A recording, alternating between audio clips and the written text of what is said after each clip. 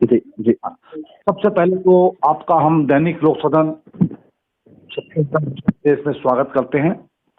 और अजीत जी, जी जी जानना चाहते हैं जी। कि क्या परिस्थितियां थी कि आप कांग्रेस छोड़ करके जी निर्दलीय प्रत्याशी के रूप में चुनाव मैदान में आ गए आप?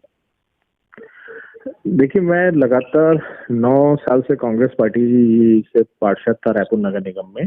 जी। और मैंने पिछले बार भी दावेदारी की थी, टिकट फाइनल होते होते कट गई। इस बार भी सेम हुआ कि फाइनल होने के बाद कट गई। पर इस बार परिस्थिति ये हुई कि जो दोनों प्रत्याशी थे राष्ट्रीय पार्टी के, उनको जनता पसंद नहीं कर रही थी। एक लोगों के बीच से आवाज आ रही थी कि हमको विकल्प चाहिए। और लगातार लोगों की भीड़ भी मेरे घर के बाहर इकट्ठी हो रही थी। मैं जब विधानसभा में घूमा तो लोगों का ये कहना था कि आपको चुनाव लड़ना चाहिए। तो पूरा आकलन करने के बाद, परिस्थिति को समझने के बाद मैंने ये निर्णय लिया कि इस बार निर्दलीय लड़ना चाहिए।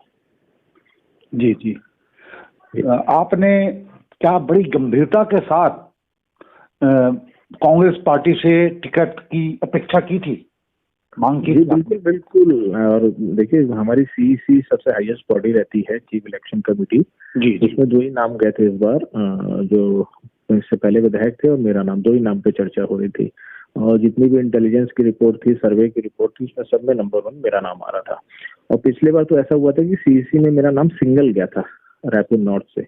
बट फिर 2018 में 2018 में जी। पर वहां पर फिर स्क्रीनिंग कमेटी के मेंबर्स और बाकी लोगों ने लास्ट मोमेंट में जुनेजा जी का नाम लाके फाइनल किया था। तो पिछली बार तो मैंने ठीक है, कोई दिक्कत नहीं है, पहली बार था करके सारी चीजें हो गई। पर इस बार जिस हिसाब से माहौल बना, तो माहौल को ध्यान में रखते हुए मैंने ये निर्णय लिया। जी जी। जिस तरह हमने कुछ लोगों से और बात की, तो ये जानकारी आई कि आप बहुत लोकप्रिय हैं। तो कृपया हमारे आप दर्शकों को बताइए कि आपकी लोकप्रियता का कारण क्या है? देखिए, लोकप्रिय कितना हूँ ये तो पब्लिक ही बता पाएगी। पर मैं हमेशा कोशिश करता हूँ कि मैं पार्षद रहते हुए मैंने पूरे विधानसभा के लोगों को जोड़ने का काम किया। उनको जब भी कोई परेशानी हुई तो सबसे पहले मेरा नंबर याद आता है। तो चाहे रात को थाने में खड़े होने की बात हो या हॉस्पिटल में कुछ किसी का इलाज चल रहा हो और वहाँ डॉक्टर से बात करने की बात हो, मैं हमेशा कोशिश करता हूँ कि जो मेरे विधानसभा के लोग हैं, अगर मेरे को फोन आ रहा है तो वो निराश ना हो। मेरे ऑफिस में भी जो आदमी अलग अलग प्रकार की मदद लेने आता था, कोई सरकारी मदद, कभी निगम का मैटर हो, कभी राज्य सरकार का हो, तो मैं हमेशा प्रयास जरूर करता हूँ उनको ये बोल के वापस नहीं भेज देता कि ये तो विधायक का मैटर है, ये तो मंत्री का मैटर है। चाहे बात मुख्यमंत्री जी से करनी हो, मैं कोशिश पूरी करता हूँ। तो ये चीज लोगों को शायद मुझसे जुड़े रखती है। जी जी। आप अभी युवा हैं, आपके सामने बहुत बड़ा भविष्य था जी। आपने कांग्रेस जैसी पार्टी से बगावत की है, क्या इसका नुकसान हो सकता है? देखिए, यानी ये पॉइंट ऑफ व्यू है, कैसा, किस डायरेक्शन से आप सोच रहे हो। मेरे पिताजी ने लगभग 40 साल दिए इस पार्टी को जी। और 93 से लगातार वो भी टिकट मांगते रहे, इस बार हो जाएगा, अगली बार पक्का है, और हर बार कोई नया कैंडिडेट आ जाता था। तो मैंने देखा है कि वो जब यंग थे, इतनी एनर्जी थी, वो लड़ना चाहते थे, नहीं मिला, और आज इज अराउंड 65-66 और उनको मौका नहीं मिला। तो इसमें क्या गारंटी है कि मुझे भी मौका मिलेगा? और यंग एज में अगर मैं चुनाव लड़के जनप्रतिनिधि नहीं बनता हूँ तो फिर कब बनूंगा? तो मैंने यही डिसीजन लिया कि 5 साल इंतजार, 5 साल इंतजार, ये करते करते वो सच्चा है कि खुद निर्णय लिया जाए, अपनी किस्मत देखा जाए, खुद बनाई जाए। जी जी। अजीत जी, जैसा कि आपका नाम है, इसका मतलब ही है अजय होना। चुनाव में 2023 के समय में आपके सामने है कांग्रेस और भाजपा जैसी बड़ी राष्ट्रीय पार्टियां। जी। कैसे इस चक्रव्यूह को भेद करके अजय बन करके सामने आएंगे? देखिए, मैं लगातार ग्रास रूट में काम किया है। मैंने इस विधानसभा में मैंने लगभग 201 बूथ है, हर बूथ में मैंने टीम बनाई। बूथ के अंदर अनुभाग होते हैं, अनुभाग में भी मैंने टीम बनाई और उनको ट्रेन किया, उनको क्या काम, किससे क्या काम करवाना है, वो सारी चीजें दी। तो लोगों को पहले तो ये लगा कि 12-15 दिन इसको चुनाव लड़ने के लिए मिला है तो 201 बूथ में ये लोगों को बैठा भी पाएगा कि नहीं बैठा पाएगा। बस जिस दिन वोटिंग हुई उस दिन पूरे 201 बूथ में मेरे कार्यकर्ता बैठे थे। कांग्रेस के लगभग 15 बूथ खाली थे और बीजेपी की 17-18 बूथ खाली थे, जहां उनको लोग नहीं मिले बैठने के। तो जो मैंने ग्रास रूट में काम किया, लोगों को जोड़ा, और लोगों का दिलों में जो जगह बनाई काम करके, वो मुझे बहुत काम आया। और दूसरा, 5 साल इस विधायक के लोगों ने काम देखे थे, लोग असंतुष्ट थे, और जो दूसरा प्रत्याशी था उसको कोई जानता नहीं था। तो ये दोनों चीजों का लाभ मुझे मिला। जी जी। जैसा कि हम सभी जानते हैं कि राजधानी में कुलदीप जुनेजा जी जो हैं, बड़े ही सक्रिय भी रहते हैं, लोकप्रिय भी हैं जी। इसके बावजूद खैर आपका भी एक बड़ा वजन है, इससे कोई दो मत नहीं है जी। मगर कांग्रेस जैसी बड़ी पार्टी जी। के खिलाफ आप अगर मैदान में खड़े हैं और आपका आत्मविश्वास देख करके जी। हम ये जानना चाहते हैं आपसे कि ये आत्मविश्वास आखिर आया कैसे, कहाँ से आया आत्मविश्वास आपके पास? देखिए, जो मेरे साथी हैं, जो मेरी टीम है अलग अलग एरिया की, वो अपने एरिया में पार्षद से ज्यादा मजबूत है। वो जो मेरे साथी थे, जो मेरे कार्यकर्ता थे, उन्होंने मुझे ये पूरी एनर्जी दी। उनका विश्वास था कि हम अपने अपने एरिया में आपको लीड दिलाएंगे। और अब जब वोटिंग हो गई और वोटिंग का प्रोपोर्शन हम देख रहे हैं और थोड़ा सा सर्वे करके देख रहे हैं, तो रिपोर्ट पॉजिटिव आ रही है। और एक रायपुर की जनता जागरूक जनता है। वो भी इस बार मैं एक मैसेज देना चाह रही थी कि दोनों राष्ट्रीय पार्टियों को, कि ठीक है, सिंबल एक बहुत बड़ा चीज होती है, बट राजधानी जैसे शहर में आपको कैंडिडेट भी सोच समझ के देना पड़ेगा, नहीं तो हम उसके खिलाफ भी जा सकते हैं। और इस बार लोगों ने वैसे किया, जैसे सिंधी समाज में दोनों पार्टियों ने टिकट नहीं दी, तो सिंधी समाज में बहुत आक्रोश था, तो उन्होंने बोला जाके ट्यूबलाइट में बटन दबाना है। वैसे ही गुजराती समाज को भी एक भी टिकट नहीं मिली, पिछले बार तो मिली थी, इस बार नहीं मिली, तो वो भी नाराज थे, तो उन्होंने भी, बहुत सारे लोगों ने जाके ट्यूबलाइट में फोड़ दिया है। फिर जो जितनी यहाँ पे बस्तियां हैं, स्लम्स हैं, वहां पर 5 साल में कुछ काम नहीं हुआ। तो लोगों का कहना था कि ठीक है, सामने वाला नेता लोकप्रिय है, एक्टिवा में घूमता है, नमस्ते करता है, पर काम नहीं करता, असरदार नहीं है। जी जी।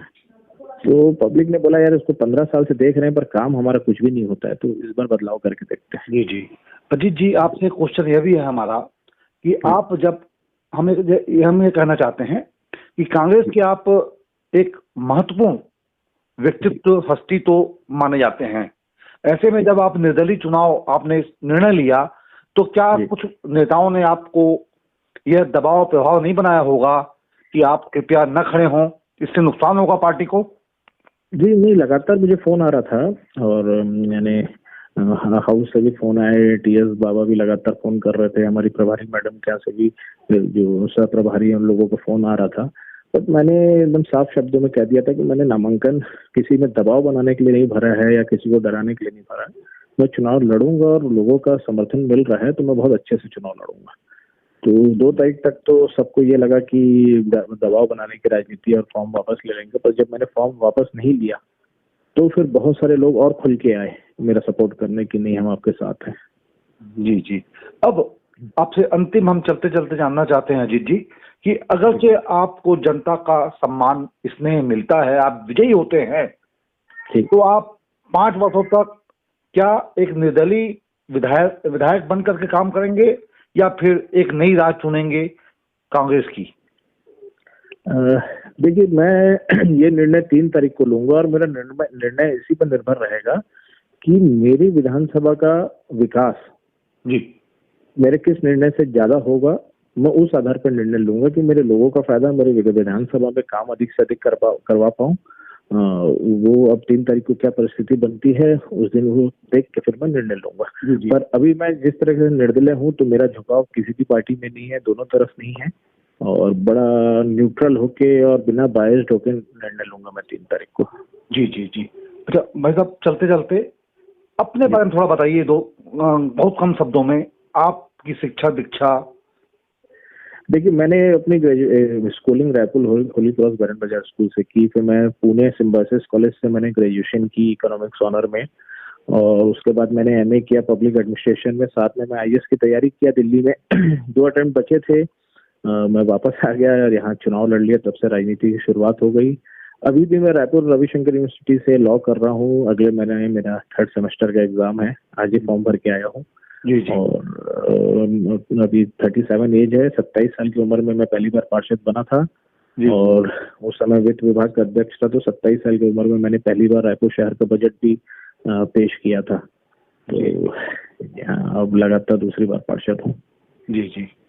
अंतिम एक बार और भाई साहब, अगर ऐसी कोई बात जो हम आपसे न पूछ पाए हों तो कृपया उसे ही आप अपना प्रश्न बना करके अपना जवाब दें आप आवाम के लिए। जी बिल्कुल। प्रश्न ये हो सकता है कि जातिगत समीकरण में आपको कहाँ कहाँ से किस तरीके से सहयोग मिला। जी जी। तो उसमें देखिए, जितने भी स्लम्स में रायपुर में लोग रहते हैं, मैक्सिमम उत्कल समाज के लोग हैं, वो बहुत निराश थे कि लगातार उनकी बस्तियों में, मोहल्लों में काम नहीं हो रहा है। पानी की दिक्कत, बिजली की दिक्कत, बाथरूम की दिक्कत। उसके अलावा मुस्लिम समाज भी बड़ा परेशान था कि कांग्रेस उनको अपना वोट बैंक मान के तो चलती है, पर उनके लिए काम नहीं करती है। तो उन्होंने भी मेरे पक्ष में काफी अधिक वोट किया। और मैं क्योंकि सिंधी समाज से आता हूँ, सिंधी समाज भी नाराज था, तो सिंधी समाज भी इस बार यूनिटी लगनी, तो लगभग 60 से 70% लोग बीजेपी में वोट करते हैं, पर इस बार उन लोगों ने दिल में पत्थर रखकर सबने मेरे को सपोर्ट किया, खुला सपोर्ट किया, मेरे लिए कैंपेनिंग की, बूथ में बैठे। जी जी। तो ओवरऑल उसके अलावा जितने भी बाकी छत्तीसगढ़ी समाज है, साहू यादव समाज, तो सबका अच्छा समर्थन मिला। मैंने सब बदलाव चाह रहे थे, परिवर्तन चाह रहे थे, युवा चाह रहे थे, पढ़ा लिखा एक कैंडिडेट चाह रहे थे। जी जी जी जी। आपको हमारी बहुत बहुत शुभकामनाएं। जी जी सर, सब कामना करेंगे आप इतिहास बनाएं। Thank you sir, thank you. ठीक है।